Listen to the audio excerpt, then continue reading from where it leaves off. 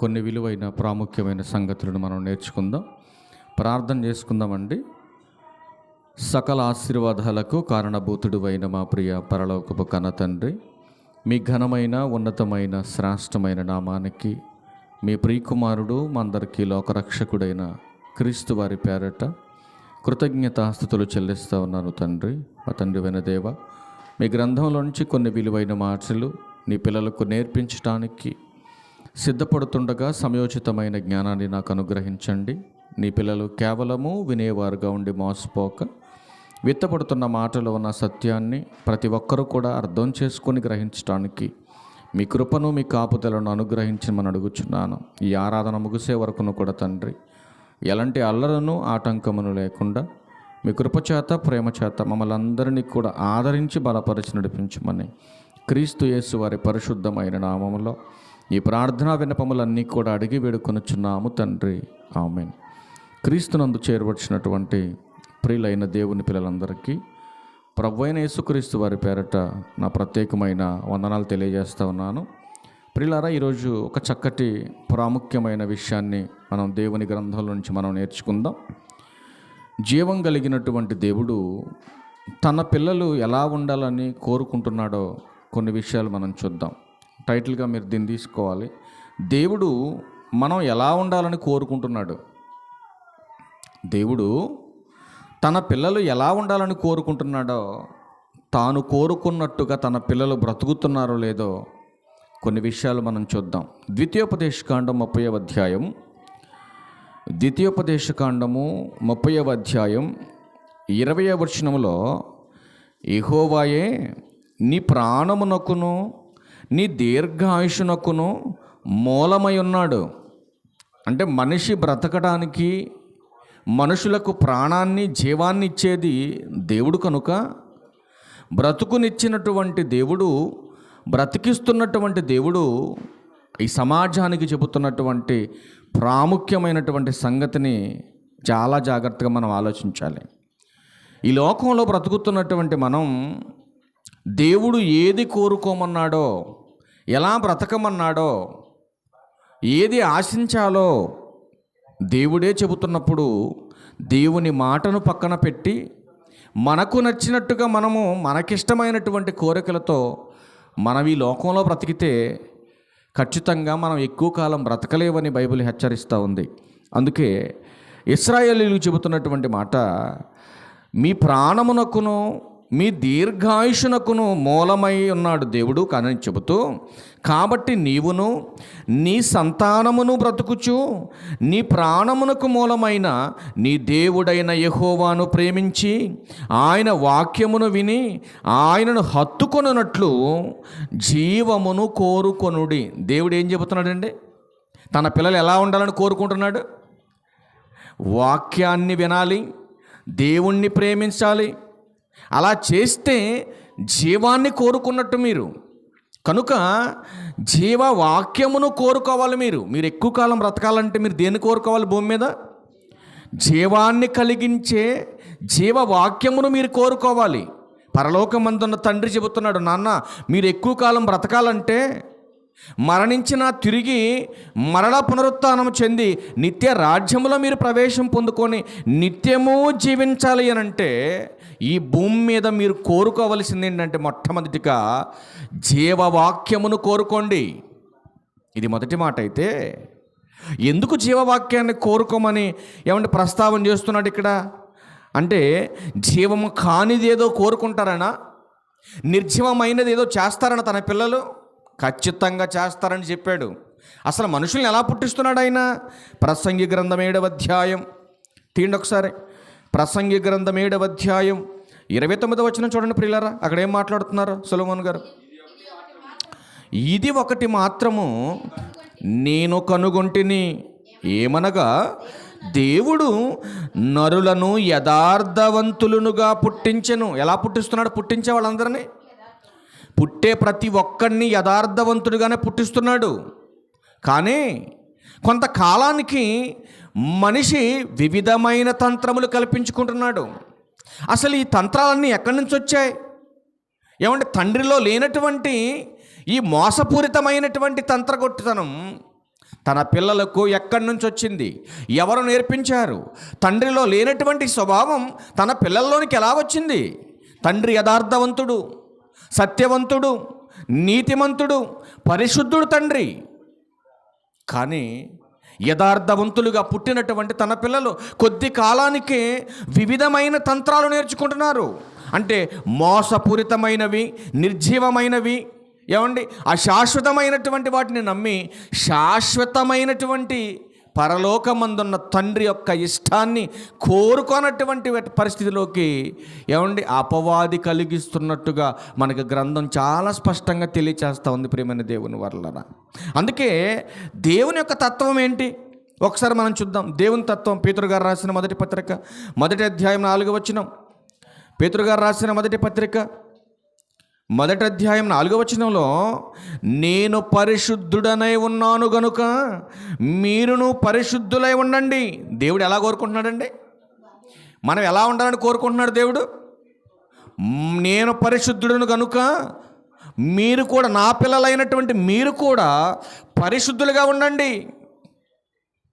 మరి దేవుడేమో పరిశుద్ధుడు, దేవుని పిల్లలు కూడా పరిశుద్ధులుగా ఉండాలని దేవుడు కోరుకుంటుంటే, దయ్యం మాత్రం దేవుడు కోరుకున్నట్టుగా ఆయన పిల్లలు ఉండకూడదన్నటువంటి స్వార్థపూరితమైన ఆలోచనతో వివిధమైన తంత్రాలు వేసి మనుషులందరినీ మార్గం తప్పిస్తుంది దయ్యం.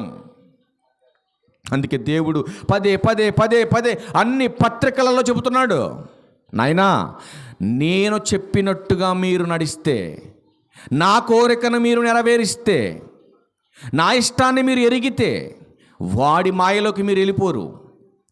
ఒకవేళ నేను చెప్పింది మీరు వినకుండా వాడి యొక్క మోసపూరితమైనటువంటి ఆలోచనలోనికి మీరు వెళ్ళిపోయారా, నిత్య జీవాన్ని కోల్పోతారో, నిత్య నరకంలోనికి వెళ్ళిపోతారని కూడా దేవుడు ఎన్నో సందర్భాల్లో హెచ్చరించాడండి. చరిత్రలోకి వెళ్ళి మనం చూస్తే, మనం ప్రారంభంగా చదువుకున్న ద్వితీయోపదేశకాండం 30వ అధ్యాయంలో, ఇదిగో నేడు జీవమును, మరణమును, ఆశీర్వాదమును, శాపమును నీ ముందే పెట్టాను నాయన, నీకేం కావాలో కోరుకో, డిసైడ్ చేసుకోమన్నాడు దేవుడే.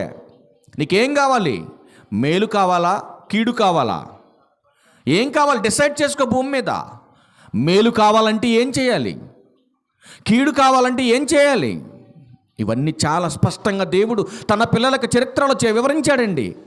అయినా ఈ చరిత్రలో ఉన్న ఇశ్రాయేలీలు దేవుడు కోరుకున్నట్టుగా బ్రతకలేదు.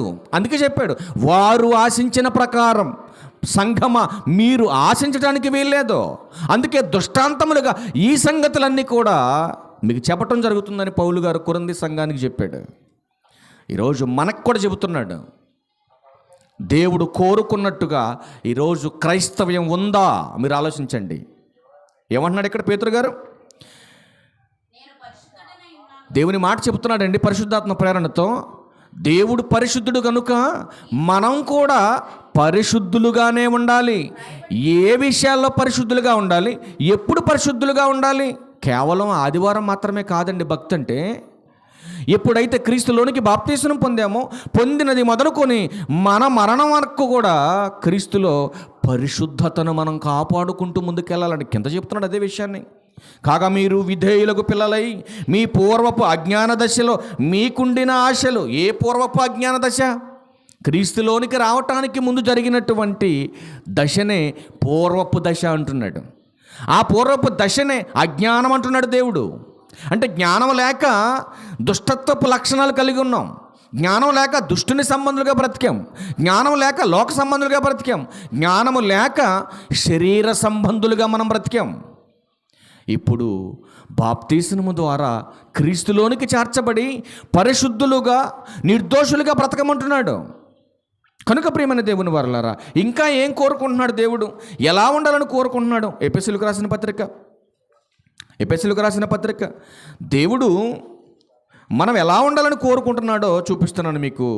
ఎఫెసీయులకు రాసిన పత్రిక 4వ అధ్యాయం 29వ వచనం, వినువారికి మేలు కలుగునట్లు అవసరమును బట్టి క్షేమాభివృద్ధికరమైన అనుకూల వచనమే పలుకుడు కానీ దుర్భాష ఏదైనను మీ నోట రానివ్వకండి. ఎలా కోరుకుంటున్నాడు దేవుడు? నా పిల్లలైన మీరు బూతులు మాట్లాడటానికి వీల్లేదు, దుర్భాష మాట్లాడటానికి వీల్లేదు, డబల్ మీనింగ్ మాటలు మాట్లాడటానికి వీల్లేదు, వల్గర్గా మాట్లాడటానికి వీల్లేదు. ఇవన్నీ దేవుని పిల్లలు మానుకోవాలి. అది దేవుడు కోరుకుంటున్నాడు. మరి మందిరానికి వెళ్తున్నా కూడా ఇవన్నీ మానుకోవట్లేదంటే దేవుడు కోరుతున్నట్టుగా వీళ్ళు బ్రతకట్లేదంటే వీళ్ళు ఏం కల్పించుకొని వెళ్తున్నారు మందిరానికి? వివిధమైన తంత్రములు కల్పించుకొని వాడి చేత పట్టబడ్డారు వీళ్ళంతా. ఆలోచించండి. దేవుని మందిరానికి వెళుతున్నా దుష్టత్వపు లక్షణాలే మనలో ఉన్నాయనుకోండి, దేవుడు కోరుకున్నట్టుగా బ్రతుకుతున్నట్టుగా మీరు చెప్పాలి. ఏమండి? దేవుని మందిరానికి వెళుతున్నా దుర్భాష మనం మానలేదు, వల్గర్గా మాట్లాడటం మనం మానలేదు, డబల్ మీనింగ్ డైలాగులు మనం మానలేదు. ఏమండి? ఇవన్నీ లక్షణాలు కలిగి మనం మందిరానికి వెళ్తున్నాం అనుకోండి, దేవుడు కోరుకున్నట్టుగా బ్రతుకుతున్నట్టేనా క్రైస్తవులు? ఆలోచించండి. అందుకే కిందకు వచ్చేసరికి 31లో చెబుతున్నాడు కదా, సమస్తమైన ద్వేషం. దేవుడు మనం ఎలా ఉండాలని కోరుకుంటున్నాడు? కోపంతో ఉండాలని కోరుకోలేదు, ద్వేషంతో ఉండాలని కోరుకోవట్లేదు, అల్లరిగా ఉండాలని కోరుకోవట్లేదు, దూషణగా ఉండాలని కోరుకోవట్లేదు. సకలమైన దుష్టత్వమును మీరు విసర్జించాలని కోరుకుంటున్నాడు దేవుడు. ఇవన్నీ ఉండటానికి వీల్లేదు నా పిల్లల్లో. ఎందుకంటే ఈ తత్వం అంతా నాది కాదు, తండ్రిలో ఉందండి ఇదంతా. మరి బైబిల్లో రోషం కలిగిన దేవుడు అని ఉంది కదండి. అంటే ఎప్పుడు రోషం కలిగినాడు? తన పిల్లలు చెప్పిన మాట వినకపోతే రోషం కలిగినవాడు ఆయన. ఎందుకు రోషం కలిగినవాడు? తన పిల్లలను సరిచేయడానికి గద్దించే విషయంలో రోషం కలిగినవాడు ఆయన. ఈరోజు మనం కూడా కోరుకుంటాం కదండి, నా భార్య నాకు తగినట్టుగా ఉండాలి. ఏమండి? నా పిల్లలు నాకు నచ్చినట్టుగా ప్రవర్తించాలి. అది మనం కోరుకుంటాం లేదు ఇలాగ మన ఫ్యామిలీలో? కొద్ది కాలం ఉండిపోయే ఈ ఫ్యామిలీ రక్తబంధంలోనే ఏమండి, భార్య ఎలా ఉండాలని కోరుకుంటుంది భర్తని, భర్త ఎలా ఉండాలని భార్య కోరుకుంటుంది, భార్య ఎలా ఉండాలని భర్త కోరుకుంటున్నాడు, తల్లిదండ్రులు ఎలా ఉండాలని పిల్లలు కోరుకుంటున్నారు, పిల్లలు ఎలా ఉండాలని తల్లిదండ్రులు కోరుకుంటున్నారు. ఈ అతి కొద్ది కాలం ఉండిపోయే ఈ చిన్న బంధంలోనే నాకు నచ్చినట్టుగానే నా పిల్లలు ఉండాలని కోరుకుంటున్నావే. మరి పరలోకం మందు ఉన్నటువంటి తండ్రి కోరుకున్నట్టుగా ఉండొద్దా పిల్లలు, విశ్వాసులు? ఆలోచించండి. అందుకే ఏమంటున్నాడు? ఇవన్నీ మీరు విసర్జించాలి. నెక్స్ట్ ఇంకెలా ఉండాలని కోరుకున్నట్టు చూద్దాం ఒకసారి. యోహాను గారు రాసిన మొదటి పత్రిక 4వ అధ్యాయం 29వ వచనం చూద్దాం ప్రియులారా. క్షమించండి, 4వ అధ్యాయం 20వ వచనం. యోహాను గారు రాసిన మొదటి పత్రిక 4వ అధ్యాయం 20వ వచనం. ఎవడైనను నేను దేవుని ప్రేమించుచున్నానని చెప్పి తన సహోదరుని ద్వేషించిన ఎడల అతడు అబద్ధికుడగును. చూసారండి, దేవుడు ఎలా ఉండాలని కోరుకుంటున్నాడు? ఎలా ఉండాలని కోరుకుంటున్నాడు దేవుడు? సహోదరుల విషయంలో ప్రేమించేవాడిగా ఉండాలి. యేసుక్రీస్తు ప్రభువారు కూడా ఏం చెప్పాడండి? నిన్ను వలే నీ పొరుగు వారిని ప్రేమించమన్నాడు. యేసుక్రీస్తు ప్రభువారు కూడా ఏం చేశాడండి? తనను ద్వేషించిన వారిని ప్రేమించాడు. అది దేవుడు కోరుతున్నాడు. కానీ ఈరోజు క్రైస్తవం ఎలా ఉంది? ఎవరైతే ద్వేషిస్తున్నారో వాళ్ళని డబల్ ద్వేషిస్తున్నారు. అది దేవుడు కోరుతున్న తత్వం కాదండి. అందుకే ఏం చెబుతున్నాడు 20వ వచనంలో? ఒకవేళ ఎవడైనా నన్ను ప్రేమిస్తున్నానని చెబుతున్నారా, అయితే నీ సహోదరుని ద్వేషించకు. నన్ను ప్రేమించే మీరు మీ సహోదరులను ఎందుకు ద్వేషిస్తున్నారు? ఒకవేళ మీ సహోదరులను కనుక మీరు ద్వేషిస్తే మీరు అబద్ధికులు. తాను చూసిన తన సహోదరుణ్ణి ప్రేమింపనివాడు తాను చూడని దేవుణ్ణి ప్రేమించలేడు. కళ్ళ ముందు కనబడుతున్న వారిని ప్రేమించలేనప్పుడు కంటికి కనబడని దేవుణ్ణి ప్రేమిస్తున్నానంటే నమ్మేయటానికి నీ చుట్టూ ఉన్న మనుషులు నమ్ముతారేమో కానీ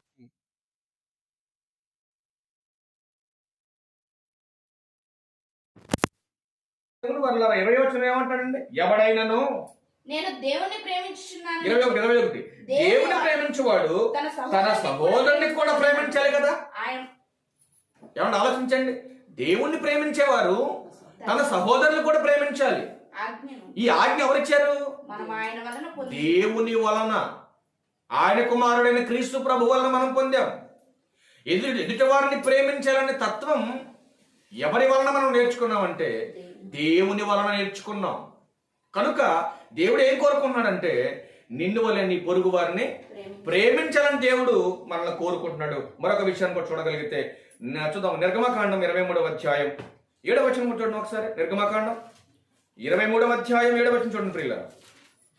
నిర్గమాకాండం అబద్ధమునకు దూరముగా నుండు. చూడండి ఏమంటున్నాడు, దేవుడు ఏం కోరుకుంటున్నాడు చూడండి. మరొక మాట, అబద్ధమునకు దూరముగా నుండుము. చాలండి. దేనికి దూరంగా ఉండాలంటే క్రైస్తవులు అబద్ధానికి దూరంగా ఉండాలి. అది దేవుడు కోరుకుంటున్నాడు. ఎవరి వలన పుట్టింది అబద్ధం? ఆలోచించండి. అబద్ధాలు చెప్పే తత్వం ఎవరిది? దేవునిదా, దయ్యానిదా? దయ్యానిదేనండి. ఎందుకంటే యోహాను సువార్త 8:44 అదే ఉంది. వాడు అబద్ధమునకు జనకుడు అని బైబిల్లో రాయబడి ఉందండి. వాడు అబద్ధమునకు జనకుడు, అబద్ధాన్ని కల్పించేవాడు, అబద్ధాన్ని సృష్టించేవాడు, అబద్ధాన్ని పుట్టించేవాడు. అబద్ధం చెప్పే కదండి అవనే మోసపరిచాడు. దేవుని యొక్క కృపలో నుంచి వాళ్ళని మార్గం తప్పించాడు. ఈ రోజు కూడా అబద్ధాలు చెప్పి మోసం చేసి దౌర్భాగ్యులు సంఘాల్లో ఉన్నారు, సమాజంలో ఉన్నారు. కనుక మోసపోవద్దని బైబిల్ చాలా స్పష్టంగా హెచ్చరిస్తుంది. చూద్దాం ఒకసారి దేనికి ఇంకా దూరంగా ఉన్నామన్నాడో, ఏం కోరుకుంటున్నాడో. కొరింథీయులకు రాసిన మొదటి పత్రిక 6వ అధ్యాయం 18వ వచనం కూడా చూడండి. ఇంకా దేనికి దూరంగా ఉండమంటున్నాడు? అబద్ధానికి దూరంగా ఉండమని చెప్పిన దేవుడు ఇంకా దేనికి దూరంగా ఉండమంటున్నాడు కూడా ఒక మాట చూద్దాం మనం. చూడండి, మరొక మాట చెబుతున్నాడు. సంఘంలోకి వచ్చినటువంటి మీరు, బాప్తిస్మాలు పొందినటువంటి మీరు ఇంకా దేనికి దూరంగా ఉండాలంటే జారత్వమునకు దూరంగా ఉండండి. కంటిన్యూ చేయండి. జారత్వమునకు దూరంగా పారిపోవుడి. మనుషుడు చేయు ప్రతి పాపమును దేహమునకు వెలుపలంది గాని జారత్వము చేయువాడు తన సొంత శరీరమునకు హానికరముగా పాపం చేయుచున్నాడు అన్నాడు. చాలా జాగ్రత్తగా మీరు ఆలోచన చేయాలి. ప్రేమ దేవుని వారు మీరు ఆలోచించండి. అబద్ధానికి దూరంగా ఉండమన్నాడు, జారత్వానికి దూరంగా పారిపోమంటున్నాడు. పారిపోకపోతే ఏం జరుగుతుంది? అది పట్టుకున్నవాడు చస్తాడని చెప్పాడు. కనుక దేవుడు జాగ్రత్తని కోరుకోవట్లేదు. కనుక ఈ తత్వం, ఈ స్వభావం క్రైస్తవులైన వారిలో ఉండకూడదని దేవుడు కోరుకుంటున్నాడు. ఈ తత్వాన్ని, ఈ స్వభావాన్ని, అబద్ధం చెప్పే తత్వాన్ని, జాగ్రత్తం చేసేటటువంటి స్వభావాన్ని, ఎదుటివారి ప్రేమించినటువంటి స్వభావాన్ని, ఇదంతటిని కలిపి ఏమంటున్నాడు ఒకసారి ఇదే కొరింథీయులకు రాసినటువంటి మొదటి పత్రిక 15వ అధ్యాయం 33వ వచనంలో దీని అంతటిని కలిపి ఏమని చెప్తున్నాడంటే దుష్ట సాంగత్యం అన్నాడు. ఒకే మాట ఫైనల్ చెప్పేశాడు. పొరుగు వారిని ప్రేమించిన తత్వం, ఏమండి, ఎదుటి వారిని ద్వేషించే తత్వం, అబద్ధాలు తత్వం, జాగ్రత్తం చేసేటటువంటి తత్వం, ఏమండి, ఈ తత్వం మొత్తం కలిపి ఒకటే మాట ఫైనల్ చెప్పాడు. ఇది దుష్ట సాంగత్యం అని ఫైనల్ చేశాడు. ఈ దుష్ట సాంగత్యం గనక మనం కలిగి ఉంటే, ఈ దుష్ట సాంగత్యం వలన మన జీవితం నాశనం అయిపోతుంది అన్నాడు. ఒకసారి ఇది కంటిన్యూషన్ చేయండి. మోసపోకుడి, దుష్ట సాంగత్యం మంచి నడవడిని చెరిపేస్తుంది. ఏంటి చెరపటం అంటే? నేను చెప్పిన వారు చదవాలి, మొత్తం వెళ్ళకూడదు. దుష్ట సాంగత్యం మంచి నడవడిని చెరిపేస్తుంది అన్నాడు. ఏంటి చెరిపేయటం అంటే? అంటే అబద్ధాలాడినా, వ్యభిచారం చేసిన, పొరుగు వారిని ద్వేషించిన ఈ దుష్టత్వపు లక్షణంతో మనం మోసపోతే మన మంచి ప్రవర్తన చెడిపోతుంది అన్నాడు, చెరిపివేయబడుతుంది అంటున్నాడు. ఏంటి చెరిపేసే తత్వం? చూద్దాం. ప్రసంగి గ్రంథం 7వ అధ్యాయం ఎలా చెరుపుతుందో చూడండి ఒకసారి. ప్రసంగి గ్రంథం 7వ అధ్యాయం 17వ వచనం చూడండి ఎలా చెరుపుతుందో. ఈ దుష్టత్వం మనల్ని, దుష్ట సాంగత్యం మనం ఎలా పాడు చేస్తుంది చూడండి. చూడండి, అధికముగా దుర్మార్గ పనులు చేపిస్తుంది. ఇది బుద్ధిహీనంగా తిరగటానికి నేర్పిస్తుంది నీకు. దీని వలన దేవుడు నీకు నిర్ణయించినటువంటి కాలానికి నువ్వేం చేస్తావు? ముందుగానే చస్తావు అంటున్నాడు. అంటే దుష్ట సాంగత్యం మంచి నడవడిని చెరుపుద్దంటే అర్థం ఏంటి? ఆలోచించండి.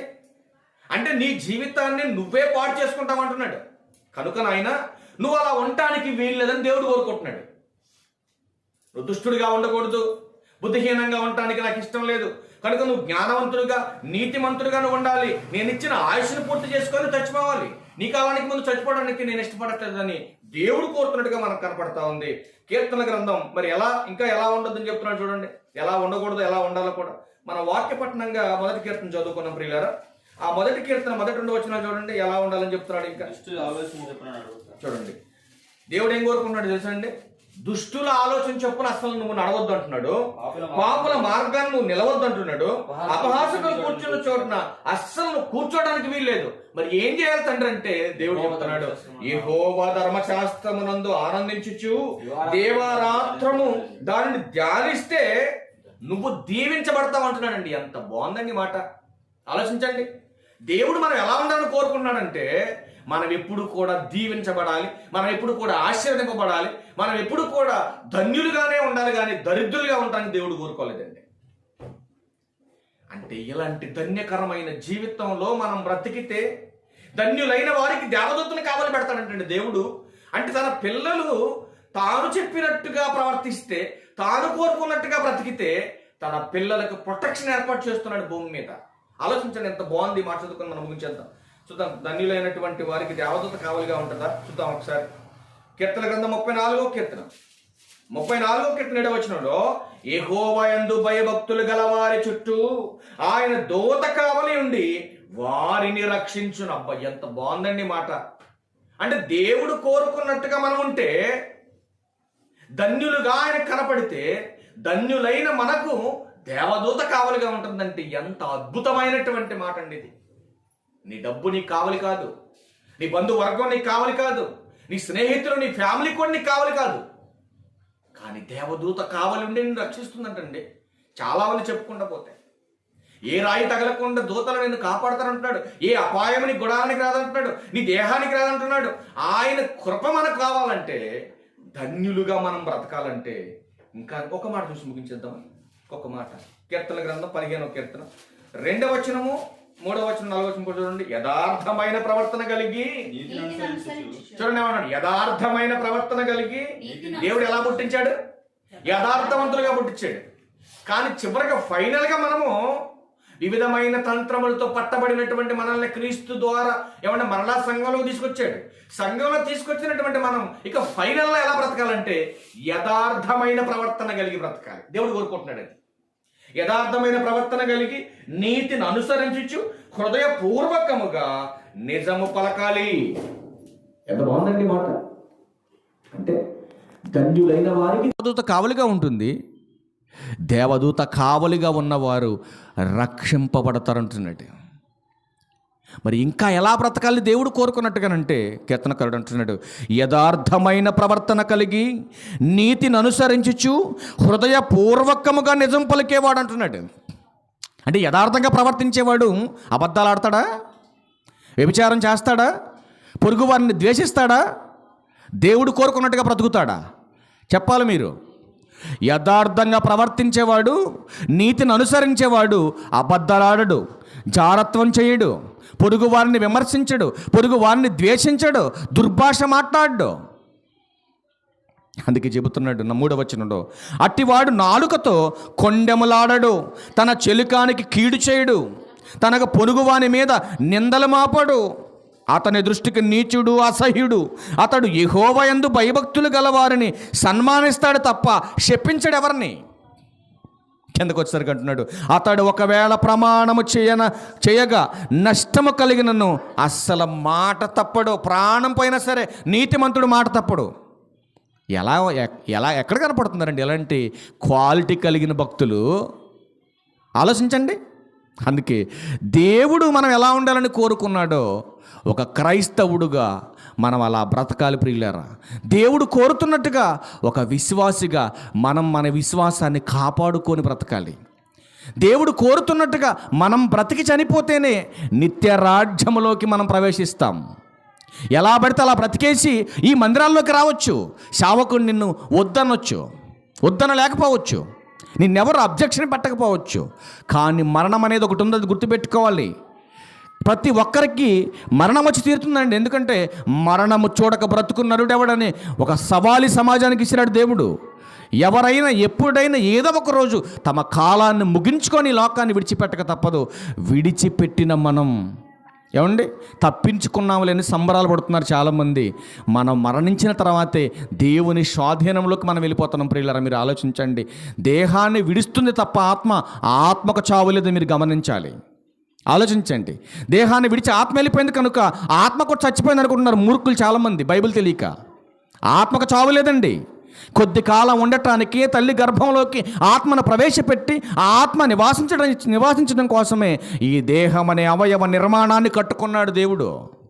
కట్టుకున్న దేవుడు చెబుతున్నాడు, నాయన నేను కోరుకున్నట్టుగా మీరు బ్రతికి చనిపోతే నా యొద్దకు వస్తారు, మీరు మీకు నచ్చినట్టుగా ప్రతిజ్ఞగా చచ్చిపోతే ఆ ధనవంతుడు పోయినట్టుగా నరకానికి పోతారు మీరు అంటున్నాడు దేవుడు. కనుక ప్రియమైన దేవుని వర్లరా, మన ఇష్టాలను కాసేపు పక్కన పెట్టి, లోకంలో ఉన్నటువంటి ఇష్టాలను కాసేపు పక్కన పెట్టి, దుష్టుని యొక్క ఇష్టాలు పక్కన పెట్టి, దేవుని ఇష్టాన్ని నెరవేర్చేవారుగా, దేవుని కోరికను మనం ఎరిగి నడిచేవారుగా ఉండాలని ప్రభు అయిన క్రీస్తు వారి పేరట మేమందరికీ కూడా హెచ్చరిస్తున్నాను. నేను హెచ్చరించుకుంటూ ఈయన మాటలు ముగిస్తాను. అందరికీ వందనాలు. Okay, thank you.